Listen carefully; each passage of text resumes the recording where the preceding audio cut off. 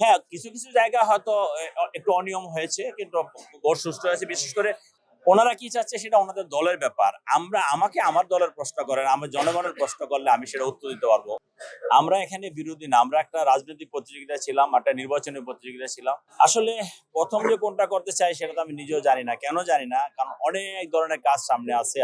না আসলে আমার যে অর্জন, এটা তো আমার একার অর্জন না। এটা তো নেতাকর্মীদের অর্জন, দলের অর্জন। আমি একজন প্রার্থী সিম্বলিক, আমি হয়তো তাদের হয়ে কাজ করেছি, তাদের সাথে কাজ করেছি। আমরা পুরা ঢাকা ১৮ সারা দেশের যে অর্জনটা হয়েছে সেটা নেতাকর্মীদের কারণে হয়েছে এবং সেই কারণে নেতাকর্মীদের আমাদের সেটুকু শ্রদ্ধার চোখে দেখতে হবে, ভালো চোখে দেখতে হবে। ওইটারই প্রতিফলন হলো যে আমি নেতাকর্মীদের সাথে ধৈর্য সাগরের ছবি তুলছি। স্বাভাবিক কারণে একটা বিজয় যখন আসে তখন সবাই সেই বিজয় ভাগ করে নিতে চায়। আমাদের নেতাকর্মীরা তার বাইরে না, সেই ভাগাভাগিতে আমি সামিল ছিলাম, এটুকুই। আসলে ১ম যে কোনটা করতে চাই সেটা তো আমি নিজেও জানি না। কেন জানি না? কারণ অনেক ধরনের কাজ সামনে আছে। তা আমার বক্তব্য হলো যে আমরা ঢাকা ১৮ আসন, অন্য জায়গায় কিভাবে কি করলো না করলো সেটা তাদের ব্যাপার। আমরা ঢাকা ১৮ আসনের সাধারণ মানুষের মতামত নিয়ে, সাধারণ নাগরিকদের মতামত, সিনিয়র সিটিজেনদের মতামত নিয়ে আমরা সবসময় চলবো। তারা যেটাকে অগ্রাধিকার দেয় সেই অগ্রাধিকারটা আমরা দিব। আর স্বাভাবিক কারণে মানুষ সবার আগে নিরাপত্তা চায়, স্বস্তি চায়। সেই নিরাপত্তা এবং স্বস্তির জায়গাটা নিয়ে আমি কাজ করব। কালার এক্সপার্ট, জর্জ স্যাপ এবং মাইল্ড অন হ্যান্ডস টেকনোলজি সমৃদ্ধ অরিক্স ক্রিস্টাল ওয়াশ আপনার লন্ড্রি এক্সপার্ট। আশা করি আপনারা আমাদের পাশে থাকবেন, মিডিয়ার বাইরে আমাদের পাশে থাকবেন। আমরা সফল হতে চাই। জনগণ আমাদেরকে ভোট দিয়েছে আগামী দিনে সফল হওয়ার জন্য। আমরা জনগণের প্রত্যাশা অনুযায়ী সফল হতে চাই, আমরা ব্যর্থ হতে চাই না। কাজেই আমরা আমাদের নেতাকর্মী সহ এবং সাধারণ মানুষকে ঐক্যবদ্ধ করে একসঙ্গে করে আমরা দলের জন্য, দেশের জন্য এবং দেশের মানুষের জন্য কাজ করব। বিশেষ করে ঢাকা ১৮ আসনের মানুষের কল্যাণের জন্য কাজ করব। আমরা এখানে বিরোধী না, আমরা একটা রাজনৈতিক প্রতিযোগিতায় ছিলাম, একটা নির্বাচনী প্রতিযোগিতায় ছিলাম।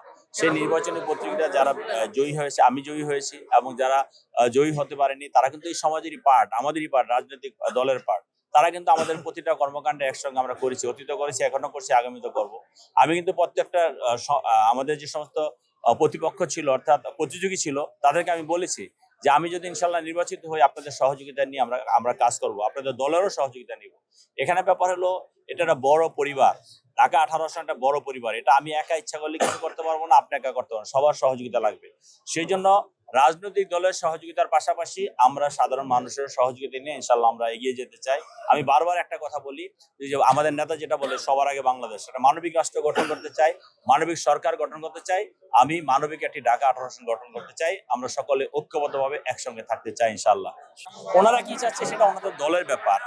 আমাকে আমার দলের প্রশ্ন করেন, আমি জনগণের প্রশ্ন করলে আমি সেটা উত্তর দিতে পারবো। অন্য দল কি চায়, তাদের কি ইচ্ছা বা তাদের কি টার্গেট সেটা তো তাদের ব্যাপার, সেটা নিয়ে আমি কথা বলতে চাই না।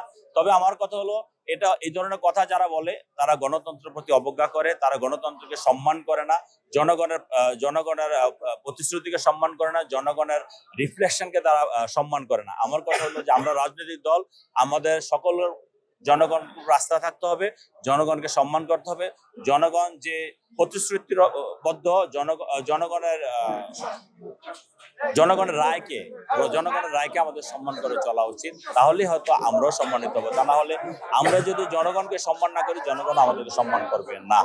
হ্যাঁ, কিছু কিছু জায়গায় হয়তো একটু অনিয়ম হয়েছে কিন্তু ভোট সুষ্ঠু হয়েছে। বিশেষ করে ঢাকা ১৮ আসনে ভোট সুষ্ঠু হয়েছে আমি মনে করি আমার দেখা মতে। কারণ আমি এখনো বিশ্লেষণ করিনি, বিশ্লেষণ করলে আমি বুঝতে পারবো।